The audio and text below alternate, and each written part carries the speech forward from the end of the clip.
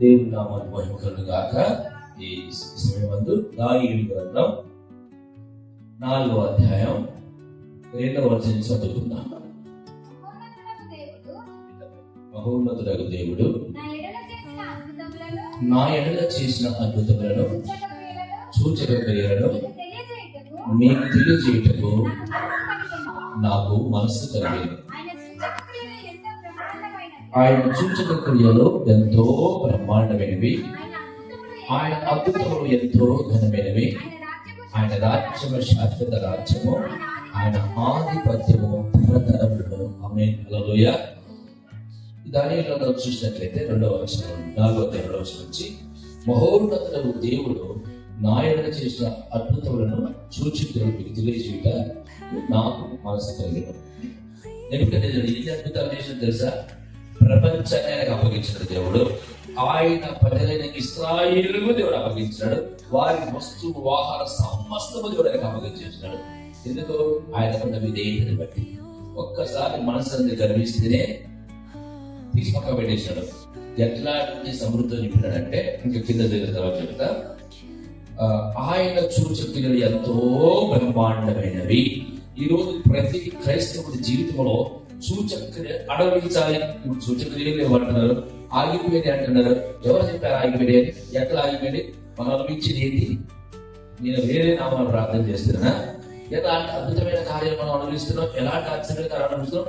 బ్రహ్మాండమైన కార్యాలు అనుభవిస్తున్నాం. క్రైస్తవులో ఉన్న ఒక మర్మం మీద చెప్పన, నమ్మితే ఎంత అద్భుతాలు చేస్తాడు, నమ్మకపోతే ఏం చేయడు. ఇదే సూత్రం గురించి పెట్టుకోండి. మాకు అద్భుతాలు లేవు అనేటువంటి అద్భుతాలు జరగవు. అద్భుతాలు ఉన్నాయి అంటే జరుగుతాయి. ఎందుకు? ఆయన అన్నాడు కదా, నమ్మినట్లయితే నా మహిమను చూసేదేవు.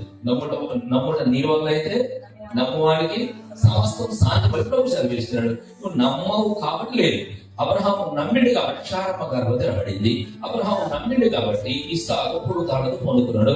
యాకోబు నమ్మిండు కాబట్టి మళ్ళా తిరిగి పేతురుకు వచ్చినాడు. యోసేపు నమ్మినాడు కాబట్టి ఐగుప్తుని పరిపాలన చేసినాడు. ఆ దావీదు నమ్మిండు కాబట్టి సింహాసనం ఎక్కినాడు. యేసుక్రీస్తు నమ్మినాడు కాబట్టి పునరుత్థానం ద్వారా ఆయన తిరిగి లేచినాడు. మనందరి నమ్మకము ద్వారా అద్భుతాలు చూడగలం. హల్లెలూయా. మనం నమ్మకపోవడం వల్ల మనం ఏం చేయలేం. కానీ ఇక్కడ కూడిన మన మీద ఆయన ఆశ్చర్యమైన కార్యములను మనం నమ్మితే అద్భుతం చూస్తాం. ఓ పాస్టర్ చెప్పిన అవుతుందా అని అనుమానపడ్డాక చూడండి, పక్షవాయు గల రోగం గల వారిని తీసుకొచ్చారు. ఏమైంది? లేకుండా ఎవరి నమ్మకాన్ని బట్టి, ఒకవేళ వచ్చినోడికి నమ్మకం లేకపోతే తీసుకొచ్చిన కన్నా మాట ఉండాలి. ఓకే, ఆ చిన్నది చచ్చిపోతుంది, బతికి బతకదు, ఆల్రెడీ కబురు కూడా వచ్చింది, నీకు మాట చనిపోయింది అన్నాడు. వేసేవాడు నువ్వు ఉన్నాడు, ఆయన నమ్మింటి వేసే. ఏం జరిగింది? అదే జరిగింది. ఆరాధన చేస్తే జరిగింది. బగారా కొడుకు కుటుంబాలు గడపడింది. నేను చెప్పింది చాలా అయితే విడాకులు కాదన్నావు కదా. ఇది కాదన్న మాట వాస్తవం. కానీ అందుకు సాధన ప్రార్థన చేసిన కుటుంబం వెలిగికి మొదలుపెట్టినాడు. ఏసేపు ఒకవేళ శిలోమానం తప్పించాడేమో, మన బండి మనం ప్రార్థన చేద్దాం గెలిచిందేనంటూ వెలుగుతామయ్యారు. ఇలా ఒక నిద్రపోకపోతే దేవుడు ఇంకేం కార్యం చేస్తాడో. వాళ్ళు ఏం చేసిన కొనికి ఏడ్చుకుంటూ నిద్రపోవడం వల్ల అద్భుతం చేయలేకపోయాడు. కానీ వాళ్ళు ఏడ్చుకుంటూ కొనికి నిద్రపోతే ఇంకే రీతిగా దేవుడు మనం రక్షించడం మనకు తెలియదు. కాబట్టి మనం ఏం చేయగలగాలి? ఆ ప్రవచనం వచ్చినప్పుడు దాన్ని పట్టుకుని నమ్మి ప్రార్థన చేయాలి. నమ్మకపోతే ఏం చేయలేము. జరగలిగా అంటే కారణం మనం కాదు, నమ్మకపోవడమే కారణం. అదే ఇప్పుడు కళ్యాణ్కి దేవుడు గర్భాలు ఇస్తా అన్నాడు. ఇది పోయింది. ఆయన నాకు ఆశ లేదు, లోపల కడుపులో ఆశ మాత్రం లేదు. కానీ దేవుడికి ఇయ్యాల ఆశ ఉంది లేదు. కానీ ఇంకొక అమ్మాయి అడిగింది, నాకు కావాలని ఆశపడింది, 3 నెలలకు ఇచ్చేదని చెప్పిన దేవుడి స్తోత్రం. ఒక ఉన్న ఆశ బట్టి ఈ నెలలే చేశాను నేను. నీ ఆశని బట్టి దొరుకుతుంది. ఇంకా ఇలా ఏం పేరు అమ్మాయి పేరు శిరీష అమ్మాయికి నిన్న మాట్లాడిందండి. నేను ఏమని, అక్క నాకు భాష గారికి ప్రార్థన చేయమని, ఇంకొక గర్భాలు కావాలి అందంట. నిన్న రోజున నేను వ్యవసాయంగా అమ్మాయి సడన్గా తెలవకుండా నా కారు ఎక్కింది. నిన్న ఆ కారు ఎప్పుడు కాదు, అక్కడ నాకు భాష గారితో ప్రార్థన చేయవా అన్నది. నేను తినే చేయబెట్టినా, నిన్ను గర్భఫలం ఇస్తున్నా అని మాట్లాడుతుంది. ఒరే నీకేదిరా, మళ్ళీ దేవుడి నేను ప్రార్థన చేయకపో, నువ్వు ప్రార్థన చేస్తావు గర్భాలు అప్పుడైతే అడిగిన గర్భాల నుంచి ఇప్పుడు కూడా నీకు మెచ్చి పెట్టాలి. అక్కడ మీ ఇంట్లోనే గర్భఫలం ఇస్తాడు దేవుడు అంటే అప్పుడు బ్రహ్మ చెప్పింది, అయ్యా నిన్ననే అడిగింది పాస్టర్తో ప్రార్థన చేయమని, నాకు ఇంకొక అరపలు కావాలి, నిన్ననే అడిగింది. సడన్గా ఈ రోజు కలుసుకున్నాం అనుకోని, ఈ రోజు కలుసు మీరే పలుకుతున్నారు అది దేవుడు చేస్తారు. ఆమె ఇది దేవుడి ఆయన కార్యాలు బ్రహ్మాండమైన కార్యాలు, బ్రహ్మాండమైన అంటే దానికి సాటి ఏది లేదు. ఆయన అద్భుతములు ఎంతో ఘనమైనవి, అంటే వాటికి సాటి అయిన అద్భుతాలు లేవు. ఇప్పటిదాకా ఎవరైనా ఎర్రసంద్రం తయారు చేయగలిగారా? ఎవరైనా ఎరక బారు చూసారా? ఇప్పటిదాకా ఎవరైనా బండ నుంచి నీళ్ళు తీసుకొచ్చారా? ఎవరైనా ఇప్పటిదాకా ఆకాశం నుంచి మన్నాన్ని కురిపియగలిగారా? ఆయన ఒక్కడి ఆశ్చర్యమైన కాలం నుంచి ఆయన ఒక్కడి మహత్తైన ఈ రోజు మనం ఎవరైతే నమ్ముతున్నామో నమ్మిన వారి జీవితంలో అద్భుతం చేయగలరు.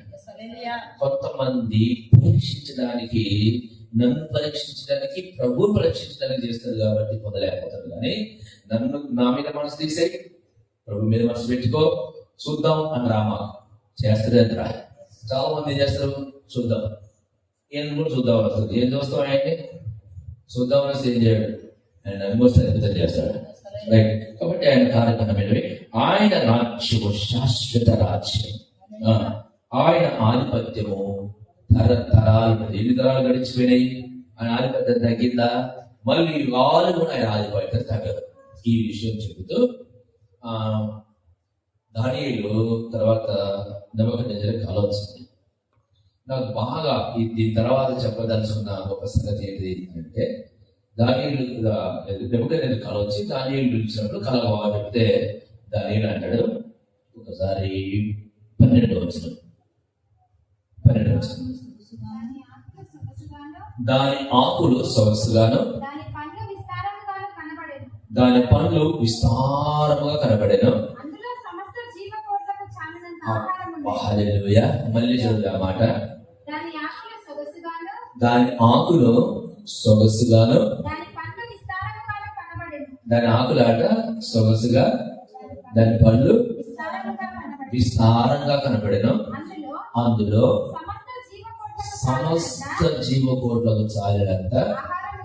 నాకు ఈ మాట చదువుతుంటే ఏమనిపిస్తుందంటే, ఈ భూమి మీద జీవకోటికి ఆహారాన్ని మనకిచ్చిన దేశంలో అన్ని జీవులకు ఆహారం పెట్టేది దేవుడు. 140 అరచి పిల్ల కాకులకు ఆహారం పెట్టేది ఎవరు? ఆయన. ఉదాహరణ ఇప్పుడు లైవ్ లో వీడియోలో అనుకోవచ్చు, ఎక్కడ పెడుతున్నాడు, ఒక్కసారి వర్షం ఆఫీస్ ఏం చేస్తాం, ఈ నెలలు వర్షాన్ని కురిపించగలడు. రైట్. వర్షం కురిపించిన తర్వాత వరదలా చేసి ఏం చేయగలవు? రైట్. రెండోది, నీ పంట భూమి ఫలమయ్యకపోతే నువ్వు ఏం చేయగలవు? దానికి ఏమైనా చేయగలవా?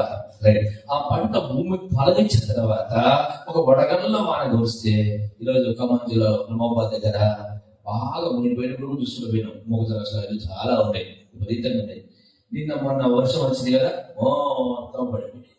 మంచి పొట్టకు వస్తుంది ఇప్పుడే మొక్కజొన్న కాకులు, అంటే గీత తయారవుతుంది. వడగల్లో కానుక ఏం చేస్తాం అంటే సకల జాతి పక్షులకు, జంతువులకు, జీవులకు ఆయనకు పిలిపి ఆహారం పెడతాడు. ఆయన కార్యములు బ్రహ్మాండమైనవి, ఆయన కార్యములు ఘనమైనవి, ఆయన ఆధిపత్యము తరతరము నిలుచును. ఆయన మహోన్నతుడు. ఎక్కడైనా మనం అతిశయపడడానికి ఏమనుందా? నేను ప్రార్థన ఏం చేస్తున్నాను, ఆయన నేను ప్రార్థన చేసిన అవసరం లేదు.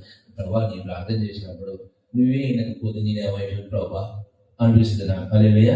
అది వినకపోతే ఏం చేయాల్సిన మనం ఏం లేదు, కానీ నీకు వాడే తీసుకుంటున్నాడు. తర్వాత ఉంటుంది, దాని నీడన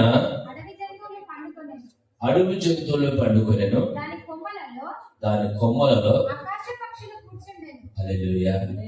మళ్ళీ చదువురా.